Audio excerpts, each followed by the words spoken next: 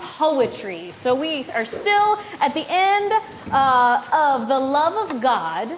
When we last were together, other than, the fabulous other sessions, when we were last together talking about poetry, we were looking at pages 18, 19, and 20, and how Eric continuously sets these long phrases. Oh, love of God. Bottom of 19 is a perfect example, measures 158 and beyond, where he is exhibiting that love of God being unending with these just incredibly long-held moments. Similarly, top of 20, it shall forever. And just it keeps building on top of each other, that idea of perpetual motion throughout all of this. I bring all of this up because these are the sorts of things that we often notice that our choir members maybe don't. They're often very focused on their part and what exactly they're doing. But it can make a world of difference when we point that out to them. If you take 30 seconds and say, go through this piece, how often does the composer set the word God for longer than 3 beats? How often is it there? Could that be on purpose? Knowing Eric as I do, the answer is resounding yes. He absolutely did that on purpose. He absolutely broke the text in such a way that each part got different moments of the important phrases so that every single voice part would have that moment of leaning into God's love. Poetry. Why does it matter? Why does it matter that we pick pieces that have a theologically rich, poetic text? I'll actually look for answers. It's after lunch. Our brains are moving. Why does it matter? What's the importance? Music stays in our memory longer than anything else. Amen. Amen.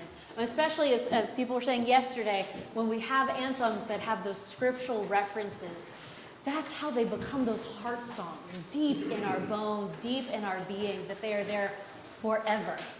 Why else is it important to have beautiful poetry? There's some superficial reasons that I'm trying to get at. That was the best reason possible. But there are a few other sort of more surface reasons.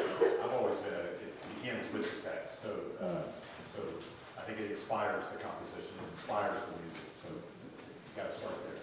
Absolutely. How about very basic, some music education?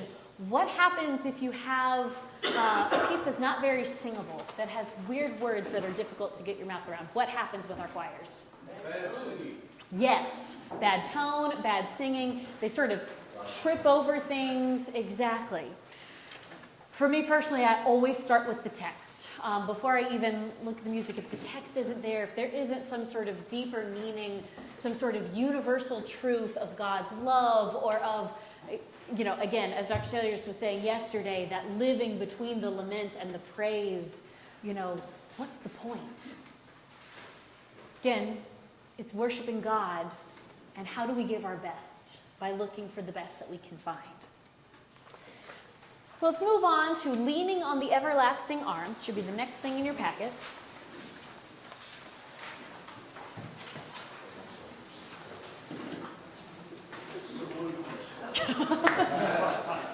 Yes, another blue one. Take 40 seconds. Flip through. I think many of us are probably pretty familiar with this text, but in case you're not, take 40 seconds, flip through, find a phrase that is either particularly meaningful to you or, again, as Don Salier says, that tastes good in your mouth. A phrase that tastes good when you get to say it or sing it.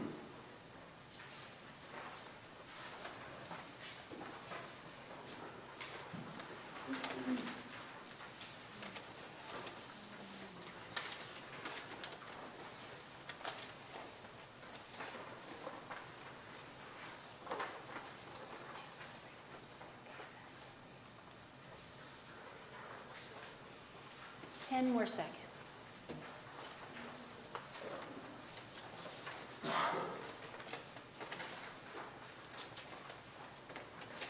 Anyone want to volunteer?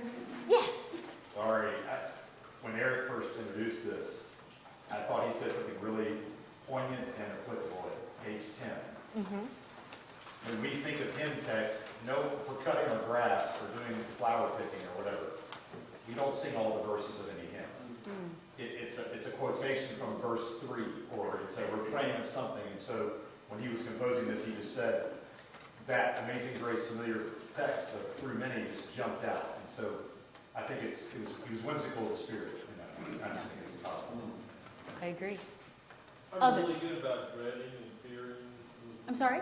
I'm really good about dreading and fearing. It's a reminder. Absolutely. Absolutely. You don't have to. Safe and secure. Page 13.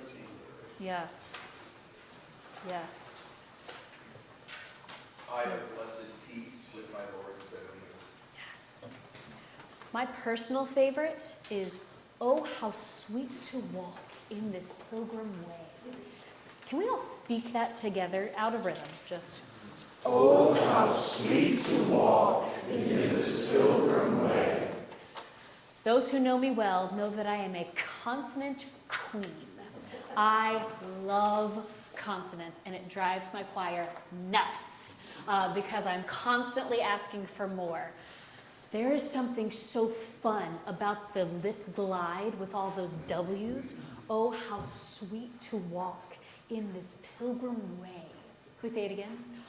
Oh, how sweet to walk in this pilgrim way. Can you imagine with your own choir picking a phrase like that and having different people speak different ways, emphasizing the different parts? Again, for me, it's the W glide, but I heard somebody over here with a beautiful pilgrim way. Pilgrim. There's so often these fabulous words in hymns and in anthems like this that we don't speak on a regular basis. I don't know about you, but unless it's Thanksgiving, I don't really talk about pilgrim way very often. Where are those moments? Where are those moments where we can make a big deal out of something so little? It's also fun then when you're with your choir and you get to that moment, you have somebody who their favorite word is pilgrim way, and you make eye contact, and you have that moment of connection. It's the poetry, it's the text, and it's the way that it all comes together that really provides that connection with the divine. Let's sing through a little bit of this. We'll start bottom of page 3. What a fellowship, what a joy divine.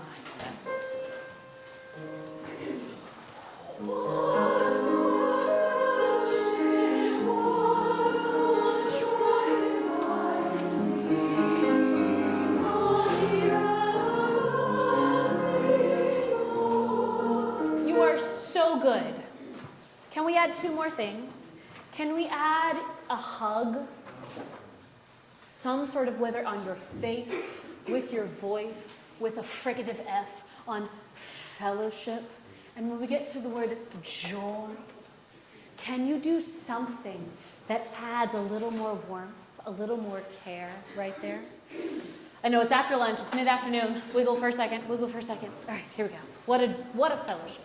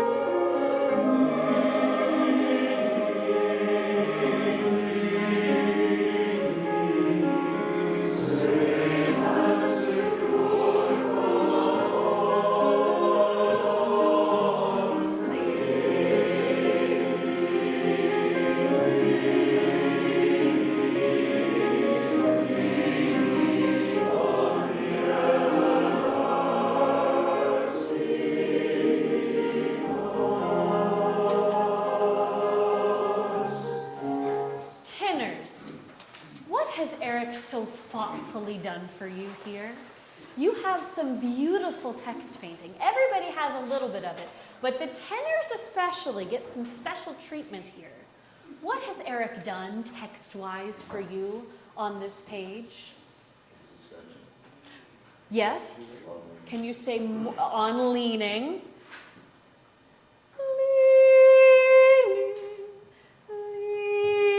Leaning.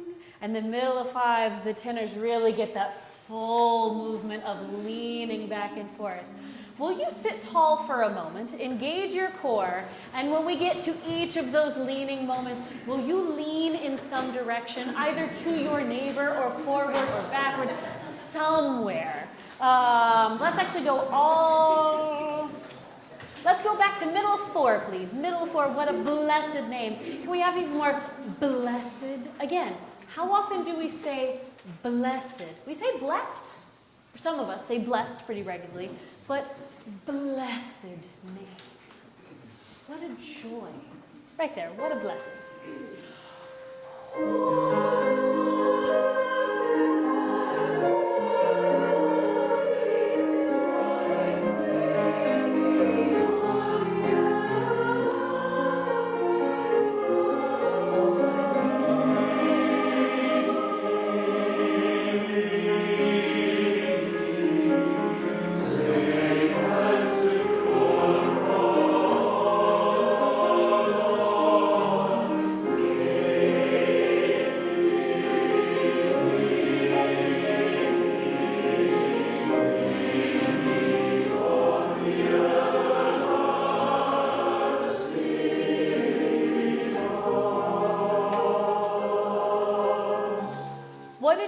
That was different that time.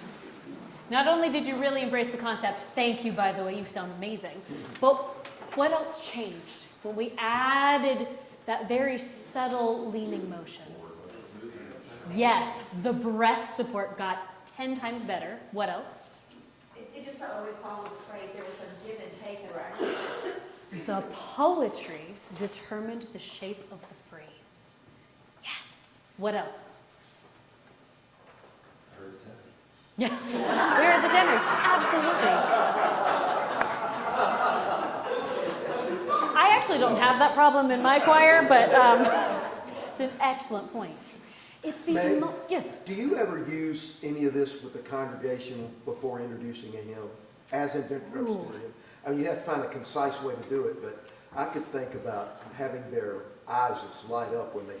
I have a confession. I've done it twice, and both times it hasn't worked. Both times I have received, and it could be a very vocal minority, but received the feedback. Why? Why'd you talk so much today? Why'd you talk? Couldn't we just hear the music? But maybe now is the time to try it again, and maybe it's finding. Maybe it's not me. Well, it also makes me wonder. What if it wasn't me? What if I had a choir member come forward? Because in fairness, in my context, I do a lot of speaking in the service anyway. I do the announcements, which is a dangerous hat to wear. But I do the announcements and regularly have some other form of spoken something in worship. But you're making me wonder what it would be like if I invited one of the choir members. Very definitive parameters of 20 seconds or less. Time yourself, 20 seconds or less. Let me read over what you're going to say. That's a really great idea. Thank you, John. Or to have them just speak it before they sing it in the congregation. That gets them involved, too. Absolutely. I love that. See, collaborative time. I love it. Beautiful. I'm having fun. Should we keep singing a little bit? Let's jump. Do you want to do the interlude part? Or... I have another confession to make really fast. So this is written for flute and cello. It was originally supposed to be flute and viola, and I messed up the premiere. And so we moved it from viola to cello. You can laugh, it was funny. I was the violist. Oh, sorry, yes, that kind of important part of the story. I was the violist for the premiere of this, and I played it okay. Afterwards, Eric in his lovely kind way said, "Thank you so much. I'm probably going to change it to cello. And I went, yeah, that's fair. That's fair.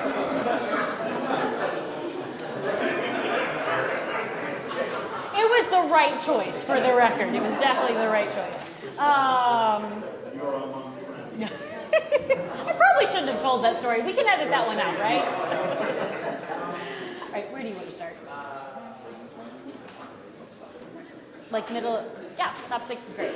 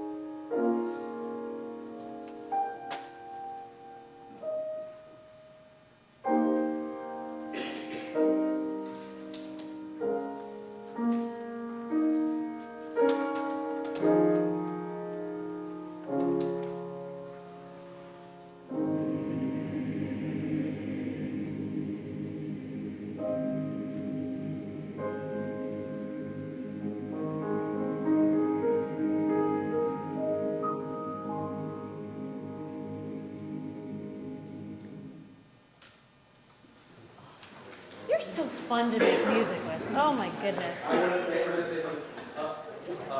Danny? Yeah. One of your singers wrote on page 15, "Don't turn or die."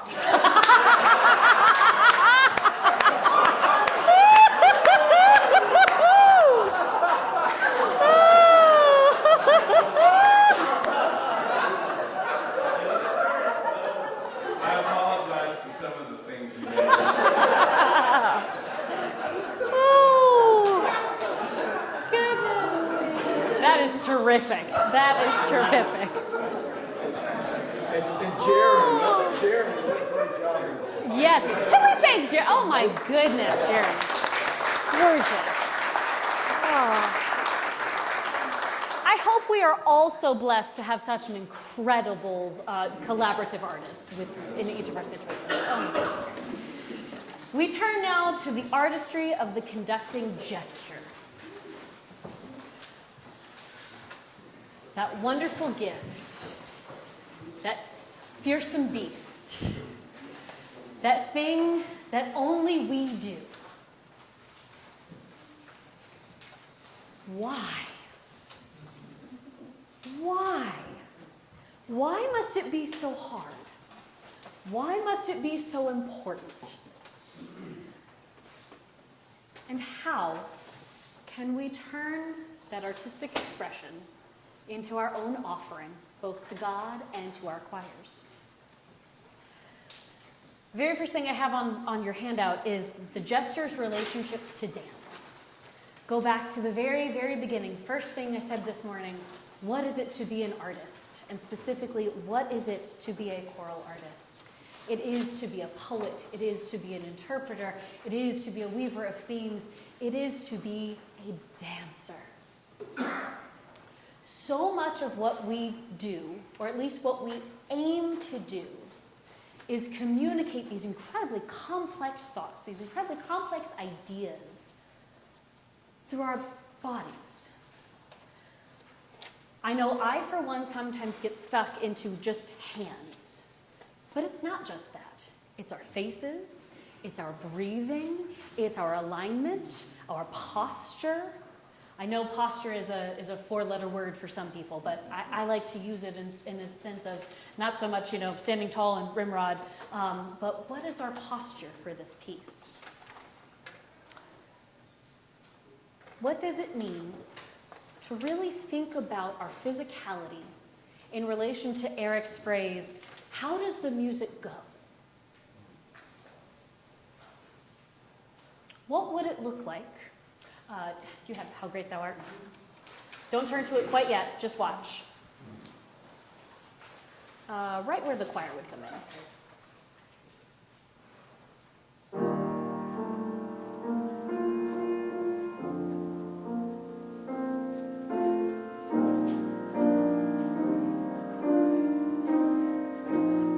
Accurate, right? Okay, how about this? Same place.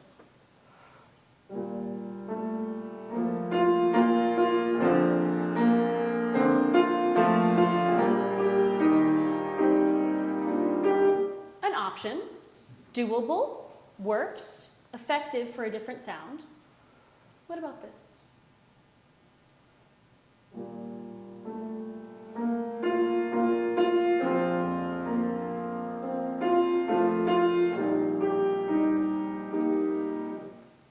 Three choices.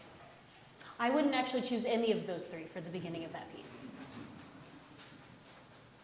My hand did very little differently other than just rotating, or at least I was attempting to. I may need to watch the film and see how successful I was. My attempt was to try and keep my hand as similar as possible, just with a few rotations.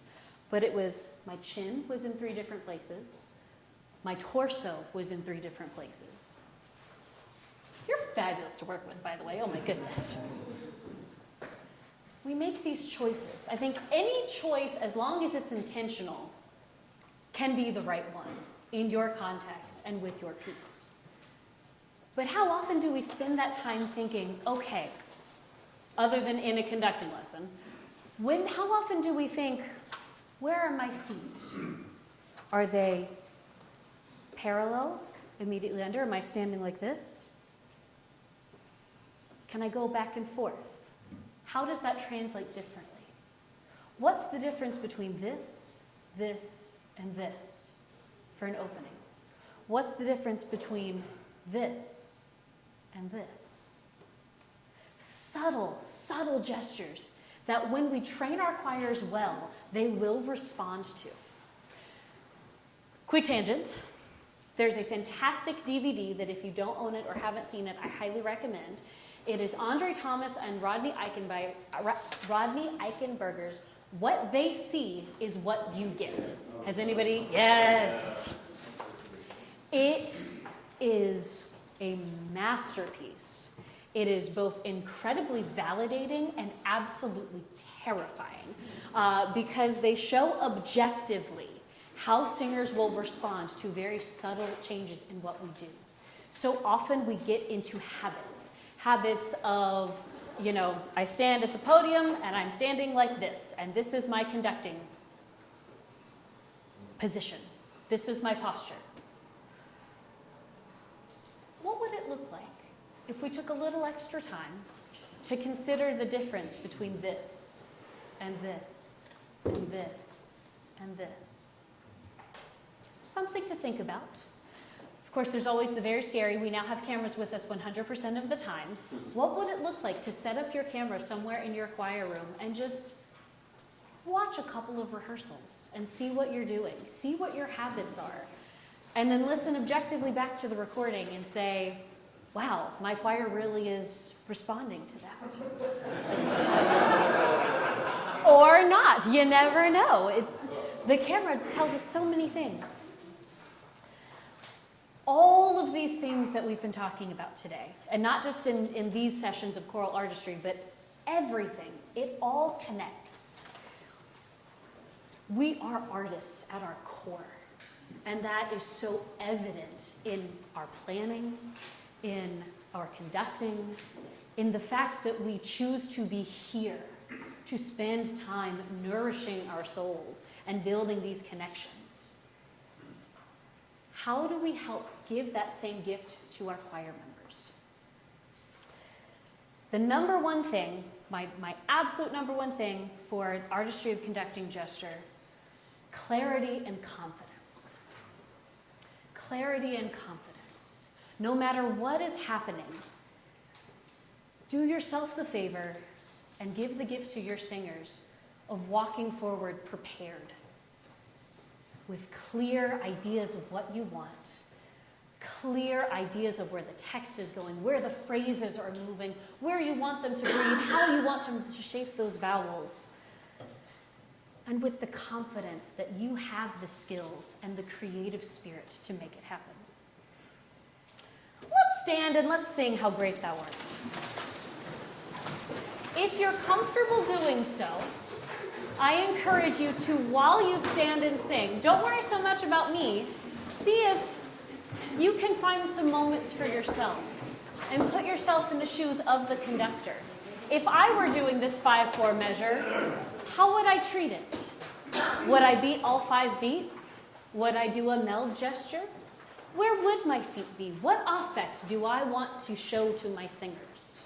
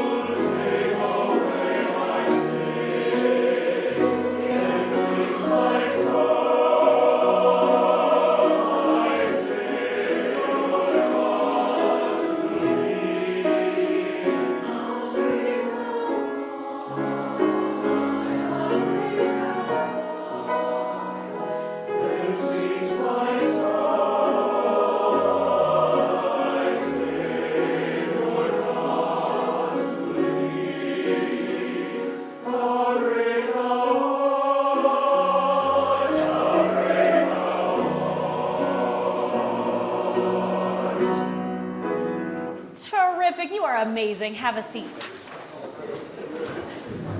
Thank you to those of you who are doing gestures, trying different things. Somebody back here inspired me. They saw breeze coming up and started doing this motion, and so I mirrored you, and it was just lovely.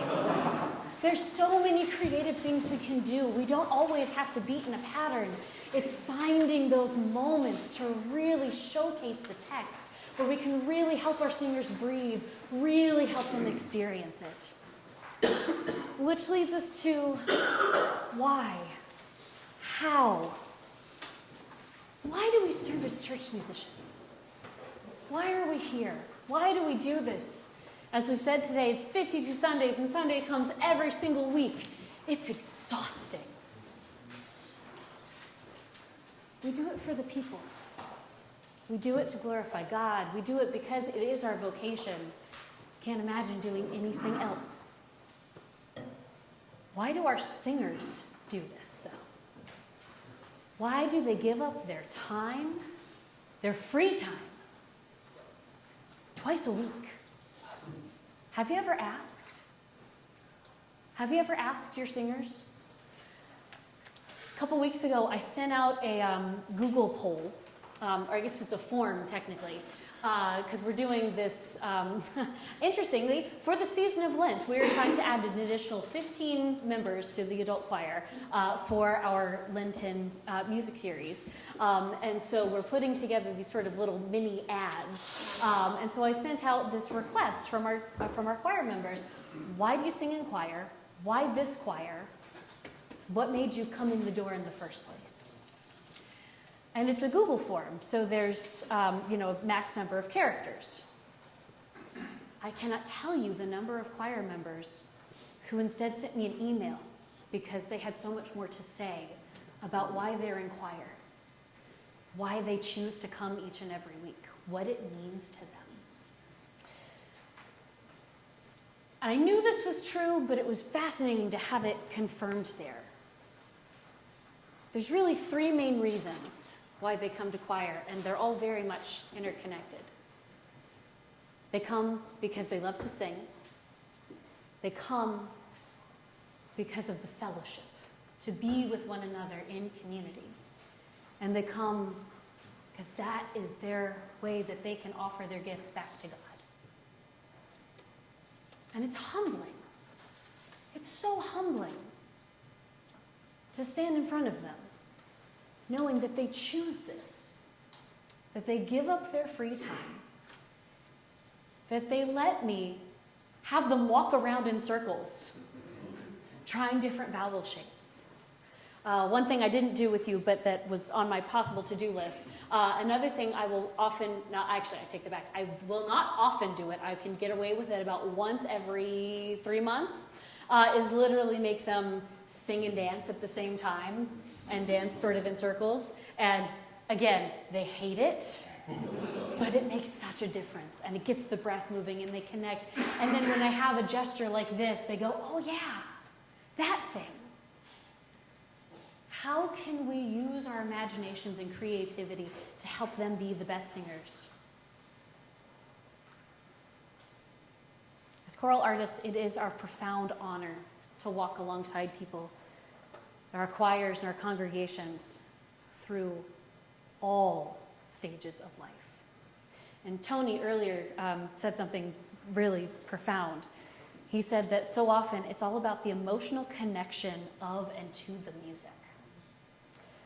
So in our last couple of minutes, I should have also led by, I put together a list of about, 15 of Eric's pieces that I was considering, and let him pick the top 6 or so. And this is where this list came from. The last piece is When Memory Fades. And I told him that we were going to be singing a bunch, and he said, but don't sing that one. And I said, well, why not? And he said, it's just too hard for some people to really grasp it if you're reading it for the first time. And so instead, this is the recording that he wanted us to listen to. Here is When Memory Fades.